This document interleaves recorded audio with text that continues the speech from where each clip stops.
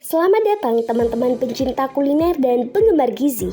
Pernahkah kalian bertanya-tanya, apa sih bedanya ayam dan bebek? Kedua unggas ini memang sangat populer di meja makan kita, menjadi bintang utama dalam berbagai hidangan lezat di seluruh dunia. Tapi, tahukah kalian, di balik kelezatannya, ayam dan bebek menyimpan banyak rahasia dan perbedaan yang sangat menarik, yang tidak hanya mempengaruhi rasa, tapi juga cara kita mengolahnya. Mari kita selami lebih dalam dunia unggas yang menakjubkan ini. Ayam dan bebek, meskipun sama-sama unggas, memiliki karakteristik fisik dan sifat daging yang sangat berbeda. Perbedaan inilah yang membuat mereka unik dan cocok untuk teknik memasak yang berbeda. Mari kita mulai dengan si ayam yang serbaguna. Ayam, hewan yang paling akrab dengan dapur kita. Dikenal dengan dagingnya yang terbagi menjadi dua kategori warna utama. Bagian dada dan sayapnya kita kenal sebagai daging putih. Daging putih ini istimewa karena memiliki kandungan lemak yang lebih rendah dan tekstur serat yang halus dan lembut. Cocok sekali untuk digoreng crispy, dibakar, atau direbus untuk sup bening.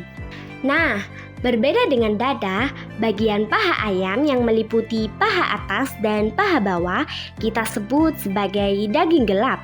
Mengapa gelap? Karena bagian ini lebih berlemak, lebih juicy dan memiliki warna yang lebih kemerahan berkat konsentrasi mioglobin yang lebih tinggi. Mioglobin ini adalah pigmen yang bertanggung jawab membawa oksigen ke otot, membuatnya lebih aktif. Saat ayam diproses, kita sering menemukan klasifikasi potongannya seperti dada tanpa tulang dan kulit, paha, sayap yang renyah, ceker yang gurih, dan tentu saja keras utuh, yaitu ayam lengkap tanpa kepala, kaki, dan jeroan. Variasi ini membuat ayam menjadi pilihan yang sangat fleksibel untuk berbagai resep. Mari kita beralih ke saudaranya, si bebek. Berbeda jauh dari ayam, daging bebek umumnya diklasifikasikan seluruhnya sebagai daging gelap. Bahkan bagian dada bebek pun memiliki warna kemerahan yang jauh lebih pekat dan tekstur serat yang lebih padat, liat, dan kenyal dibandingkan ayam. Tapi ada satu hal yang paling mencolok pada bebek. Lapisan lemak yang sangat tebal yang terletak di bawah kulitnya. Lapisan lemak inilah yang memberikan rasa yang sangat kaya pada hidangan bebek. Potongan bebek umumnya mencakup dada bebek yang sering dijual dengan kulit, paha, dan bebek utuh. Karena teksturnya yang lebih padat dan kandungan lemaknya yang tinggi, bebek seringkali memerlukan teknik memasak yang lebih lama dan panas yang lebih terkontrol. Tujuannya adalah untuk memastikan dagingnya empuk sempurna dan untuk melelehkan lapisan lemak di bawah kulitnya, menghasilkan kulit yang renyah dan daging yang juicy. Bayangkan bebek packing yang legendaris, kelezatannya tak tertanding, bukan? Singkatnya, ayam menawarkan daging yang lebih ramping dengan variasi daging putih dan gelap, menjadikannya pilihan serbaguna untuk berbagai masakan. Sementara itu, bebek menawarkan daging yang sepenuhnya gelap, padat, dan kaya lemak, memberikan pengalaman rasa yang lebih khas dan kuat. Pilihan ada di tangan kalian, tergantung selera dan resep yang ingin dibuat. Selain perbedaan tekstur dan rasa, kedua unggas ini juga merupakan sumber nutrisi makro dan mikro yang sangat penting bagi kesehatan tubuh kita. Mari kita telusuri lebih jauh apa saja kandungan gizi yang bisa kita dapatkan dari ayam dan bebek. Untuk perbandingan yang adil, kita akan berfokus pada dada ayam tanpa kulit dan daging bebek tanpa kulit sebagai perbandingan terbersih dari kedua jenis unggas ini. Perbandingan utama menunjukkan bahwa ayam, khususnya bagian dada, adalah juara dalam hal protein tinggi dengan kandungan lemak yang sangat rendah. Sebagai contoh, 100 gram dada ayam yang dimasak tanpa kulit menyediakan sekitar 31 gram protein. Protein ini adalah fondasi bagi tubuh kita, berperan esensial sebagai pembangun dan memelihara jaringan tubuh, mulai dari otot yang kuat hingga kulit yang sehat, serta penting untuk fungsi enzim dan hormon yang mengatur segala sesuatu dalam tubuh kita. Di sisi lain, daging bebek meskipun juga merupakan sumber protein yang sangat baik, umumnya memiliki kandungan lemak total yang sedikit lebih tinggi per porsi dibandingkan dada ayam tanpa kulit. Namun, bebek menonjol dalam hal kandungan zat besi, mineral penting yang membantu membentuk sel darah merah dan membawa oksigen ke seluruh tubuh. Selain itu, bebek juga kaya akan beberapa vitamin B yang penting.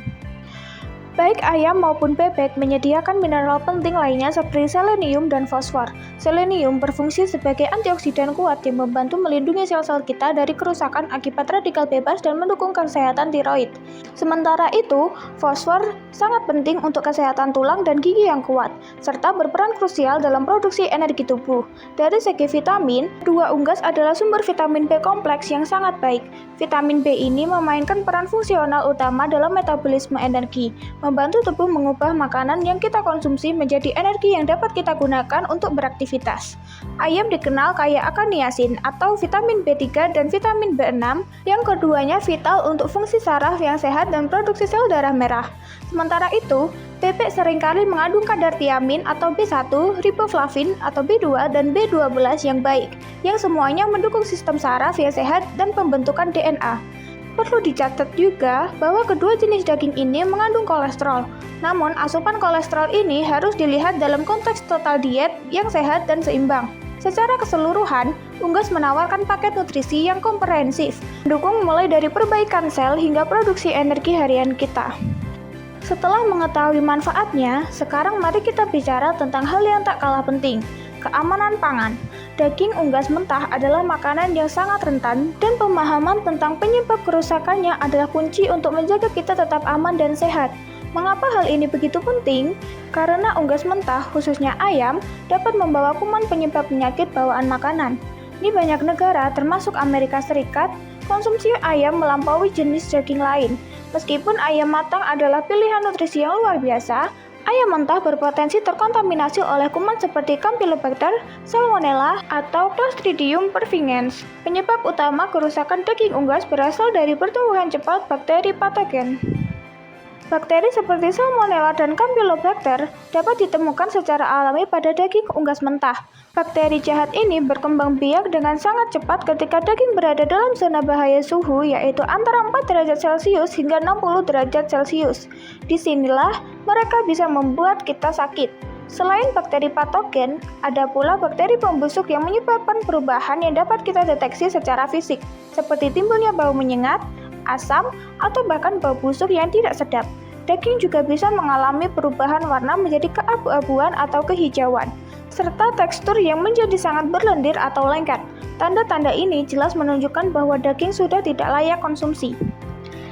Jika kita mengonsumsi ayam yang tidak matang sempurna, kita beresiko terkena keracunan makanan. Bahkan, kuman bisa berpindah dan mencemari makanan atau minuman lain melalui kontak langsung dengan cairan daging mentah. Sebagai gambaran, Pusat Pengendalian Penyakit (CDC) memperkirakan bahwa Salmonella menyebabkan penyakit bawaan makanan lebih banyak daripada bakteri lain, dan ayam adalah sumber utama penyebarannya. Diperkirakan setiap tahun ada jutaan orang di seluruh dunia yang sakit akibat mengonsumsi unggas yang terkontaminasi. Bahkan, 1 dari 25 paket ayam di toko bahan makanan terdeteksi membawa kuman Salmonella. Jadi, bagaimana kita bisa mencegah keracunan makanan? Dimulai dari toko belanja. Masukkan ayam mentah ke dalam kantong sekali pakai sebelum diletakkan di troli belanja, atau letakkan di bagian bawah troli. Hal ini untuk memastikan cairan dari ayam mentah tidak menetes ke makanan lain. Saat menyimpan di kulkas, pastikan ayam berada di rak paling bawah dan dalam wadah tertutup atau terbungkus rapat. Ini adalah tindakan krusial untuk mencegah cairan daging menetes dan mencemari makanan lain, seperti sayuran siap santap atau makanan yang sudah dimasak. Untuk mencegah pertumbuhan bakteri berbahaya dan pembusukan, teknik penyimpanan yang tepat harus diterapkan dengan sangat disiplin. Dalam pendinginan, suhu ideal harus dijaga pada 4 derajat Celcius atau di bawahnya. Pada suhu ini, daging unggas mentah hanya dapat disimpan dengan aman selama 1 hingga 2 hari sebelum harus dimasak atau dibekukan. Jika ingin menyimpan lebih lama, pembekuan adalah solusinya. Daging harus disimpan pada suhu minus 18 derajat Celcius atau lebih rendah, di mana bakteri akan menjadi dorman alias tidur dan tidak dapat berkembang biak.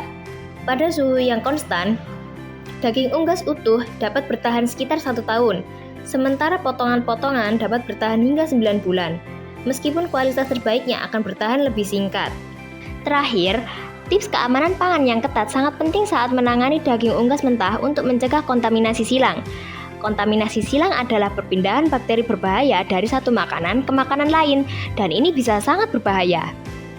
Saat mempersiapkan ayam, cuci tangan dengan sabun dan air setidaknya selama 20 detik, baik sebelum maupun setelah menyentuh ayam mentah. Ingat, ayam mentah sudah siap dimasak, tidak perlu mencucinya terlebih dahulu. Menurut penelitian, bahkan setelah membersihkan wastafel usai mencuci ayam, kuman masih bisa tertinggal di area tersebut. Maka dari itu, hal yang paling krusial adalah menghindari mencuci daging unggas mentah. Ya, kalian tidak salah dengar. Tindakan mencuci di bawah air keran justru menyebarkan bakteri melalui percikan air ke permukaan dapur, peralatan, dan makanan lain di sekitarnya. Lebih baik langsung masak atau gunakan tisu dapur untuk membersihkannya. Jika Anda benar-benar memilih untuk mencuci, lakukan dengan sangat hati-hati. Jalankan air perlahan di atas ayam untuk mengurangi percikan. Segera bersihkan wastafel dan area sekitarnya dengan air sabun panas dan sanitasi secara menyeluruh. Lalu cuci tangan Anda selama 20 detik.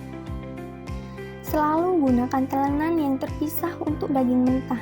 Jangan pernah menaruh makanan matang atau hasil bumi segar di atas piring, telenan, atau permukaan lain yang sebelumnya digunakan untuk menepung ayam mentah. Setelah selesai memotong ayam, segera cuci telenan, peralatan, piring, dan meja dapur dengan air sabun panas sebelum menyiapkan bahan berikutnya. Kebersihan adalah kunci utama.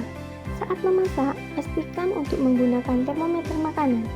Ini adalah cara paling akurat untuk memastikan ayam aman dimakan. Ayam harus dimasak hingga mencapai suhu internal aman minimal 165 derajat Fahrenheit atau sekitar 74 derajat Celcius. Jika Anda memesan ayam di restoran dan ragu apakah ayam tersebut matang sempurna, jangan ragu untuk mengembalikannya agar dimasak lebih lama. Terakhir, setelah makan, segera simpan sisa makan di kulkas atau freezer dalam waktu 2 jam. Waktu ini berkurang menjadi hanya 1 jam jika makanan terpapar suhu di atas 90 derajat Fahrenheit atau sekitar 32 derajat Celcius. Jadi, sekarang kalian sudah tahu lebih banyak tentang ayam dan bebek. Dari perbedaan fisik, kandungan gizi, hingga tips keamanan pangan yang krusial. Semoga informasi ini membuat kalian semakin menghargai setiap hidangan unggas yang tersaji di meja makan dan tentu saja semakin bijak dalam memilih serta mengolahnya. Selamat memasak dan menikmati kelezatan ayam dan bebek dengan aman dan sehat.